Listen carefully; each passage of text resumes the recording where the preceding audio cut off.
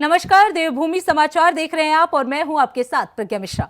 Bulletin की शुरुआत करेंगे बड़ी और अहम खबर के साथ। तो सबसे पहले बात कर लेते हैं हरिद्वार में पतंजलि इमरजेंसी और क्रिटिकल केयर अस्पताल का भव्य शुभारंभ किया गया। आपको बता दें, इस अवसर पर केंद्रीय गृह मंत्री और सहकारिता मंत्री अमित शाह की गरिमामय उपस्थिति रही। अखंड द्वीप शताब्दी वर्ष समारोह 2026 के तहत आयोजित इस ऐतिहासिक कार्यक्रम में उत्तराखंड के मुख्यमंत्री पुष्कर सिंह धामी विशेष रूप से मौजूद रहे। केंद्रीय गृह मंत्री अमित शाह और मुख्यमंत्री पुष्कर सिंह धामी ने संयुक्त रूप से दीप प्रज्वलन कर कार्यक्रम का विधिवत शुभारंभ किया। समारोह में देश विदेश से आए बड़ी संख्या में श्रद्धालु, साधक और गणमान्य अतिथियों ने सहभागिता दी। ये शताब्दी समारोह भारतीय संस्कृति, आध्यात्मिक चेतना और गायत्री परिवार के वैचारिक आंदोलन को समर्पित करने का एक ऐतिहासिक पर्व के रूप में मनाया गया। आपको बता दें, कार्यक्रम के माध्यम से स्वास्थ्य सेवा के क्षेत्र में एक नई शुरुआत के साथ समाज सेवा और आध्यात्मिक मूल्यों को आगे बढ़ाने का भी संदेश दिया गया।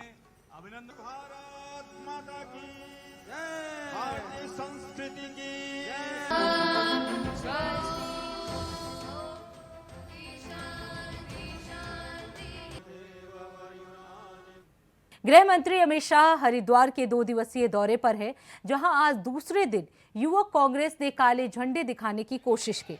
इस दौरान हरिद्वार पुलिस ने युवक कांग्रेस के कार्यकर्ताओं को हिरासत में ले लिया है।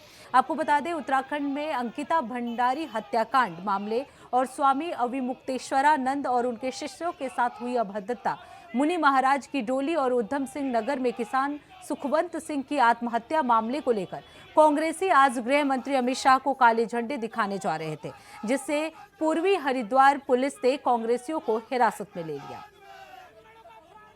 देखिए, जैसा कि सर्वविदित आज उत्तराखंड में जिस तरह का माहौल है, जिस तरह से बेटियों के साथ, बहनों के साथ अत्याचार हो रहे हैं, एक तरफ जनता सड़कों पर है।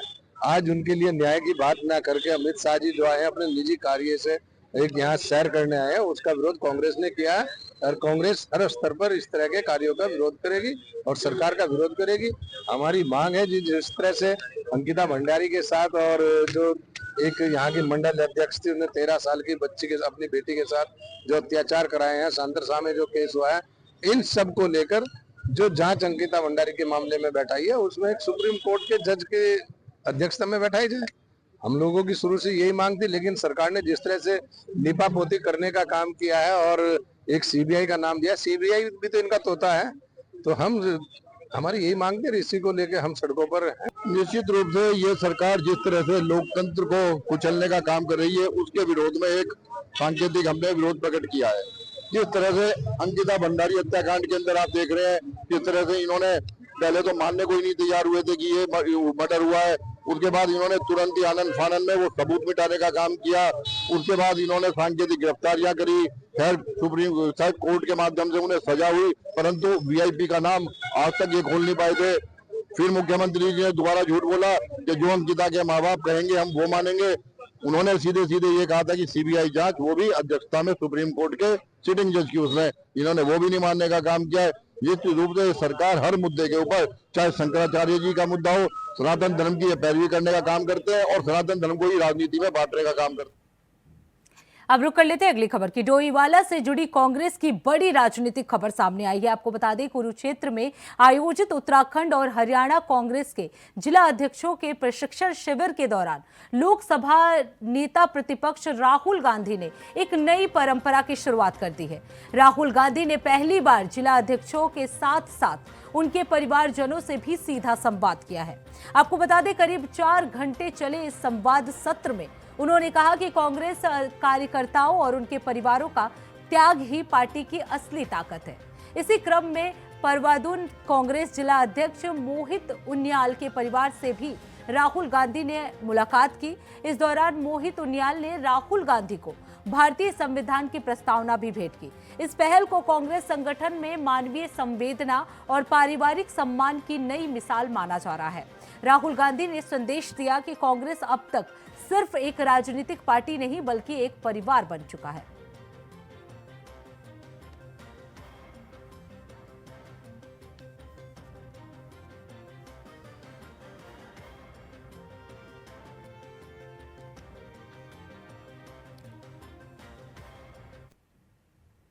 अब रुक कर लेते हैं अगली खबर की। देहरादून के चक्राता ब्लॉक के सुदूरवर्ती कथियान में जन जन की सरकार जन जन के द्वार अभियान के तहत उप जिला अधिकारी प्रेमलाल की अध्यक्षता में जन सेवा शिविर आयोजित किया गया। इस शिविर में 1086 से अधिक ग्रामीणों को विभिन्न सरकारी योजनाओं का लाभ मिला। आपको बता दें, शिविर में 29 शिकायतों में से अधिकांश का मौके पर ही निस्तारण कर दिया गया। वहीं स्वास्थ्य विभाग ने 651 लोगों की जांच कर निःशुल्क दवाइयां भी दी, जबकि कृषि, पशुपालन, समाज कल्याण, राजस्व, पंचायती राज और अन्य विभागों ने प्रमाण पत्र, पेंशन, कृषि सामग्री और अन्य सेवाएं भी प्रदान की।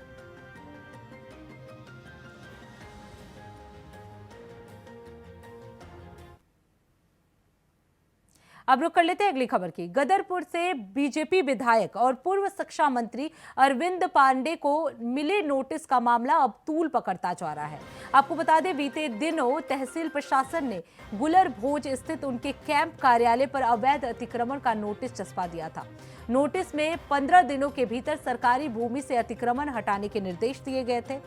साथ ही ये भी कहा गया था कि अगर ये नहीं हटाया गया तो प्रशासन बुलडोजर चलाकर निर्माण ध्वस्त कर देगी। इस मामले को लेकर अब कांग्रेस ने सरकार और बीजेपी पर तीखा हमला बोला है। कांग्रेस नेताओं का कहना है कि अरविंद पांडे पर भूमि कब्जाने और अतिक्रमण के आरोप पहले भी लगते रहे हैं, लेकिन सरकार आंख मूंदे बैठी रही। वहीं नोटिस मिलने पर अरविंद पांडे के पुत्र ने सवाल उठाया कि जब ये कार्यालय 11 वर्षों से है तो अब सरकार तब कहां थी। कांग्रेस ने आरोप लगाया कि सुखवंत सिंह आत्महत्या मामले से ध्यान भटकाने के लिए ये कार्रवाई की जा रही है, लेकिन जनता सब समझ चुकी है और बीजेपी के ऐसे कृत्य अब नहीं चलेंगे। उनके खिलाफ और उनके परिजनों के खिलाफ भूमि पे कब्जे के जो मामले हैं, वो शिकायतें हैं, वो पहले भी आती रही हैं। सरकार आंख बंद करके सोई रही।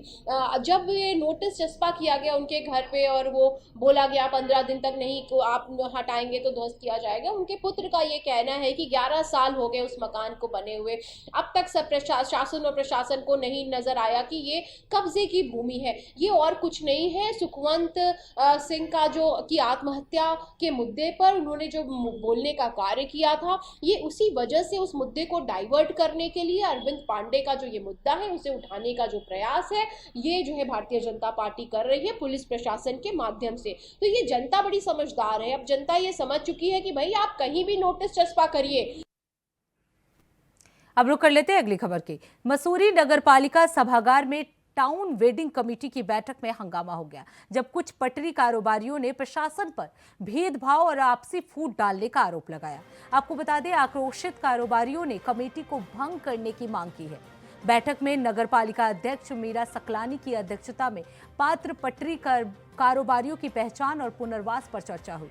आपको बता दें, अधिशासी अधिकारी गौरव भसीन ने मॉल रोड को वेंडर जोन फ्री घोषित किया है और बताया कि प्रशासन अन्य स्थानों पर वेंडर जोन विकसित कर रहा है। आपको बता दें, एसडीएम राहुल आनंद ने चेतावनी दी है कि मॉल रोड पर पटरी लगाने वालों पर सख्त कार्रवाई की जाएगी। पालिका अध्यक्ष ने कहा कि राजनीति के दबाव में नियमों से समझौता नहीं होगा।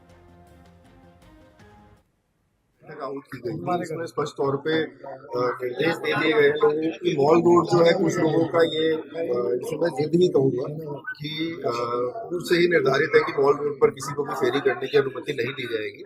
और कई लोग थे जो मॉल रोड पर ही लगाना चाहते थे, उनके द्वारा मीटिंग में प्रतिभाग नहीं किया गया। जो लोग नियमों के अंतर्गत अन्य जो हमारे वेंडिंग जोन चिन्हित हुए वहां पे लगाने के लिए तैयार रहे हैं, उनकी आज स्क्रीनिंग करी गई है और अधिकतर लोगों को एफिडेविट के माध्यम से एफिडेविट दे करके लोगों को जो है पात्र श्रेणी में डाला गया है। और नगर पालिका की निरंतर यही प्रयास है कि नियमों के अंतर्गत अधिक से अधिक लोग जिनका पुनर्वास कह लीजिए या जिनको हम लोग अन्य स्थान दे सकते हैं वो दे दिया जाए। हमारे पहले भी बोला था कि हम बिल्कुल एक्ट अनुसार जो नियमावली बनी है हम उसके अनुसार चल रहे थे। तो इसमें जैसे कुछ पात्र व्यक्ति छूट गए थे जो हमारी पिछली सर्वे हुए थे।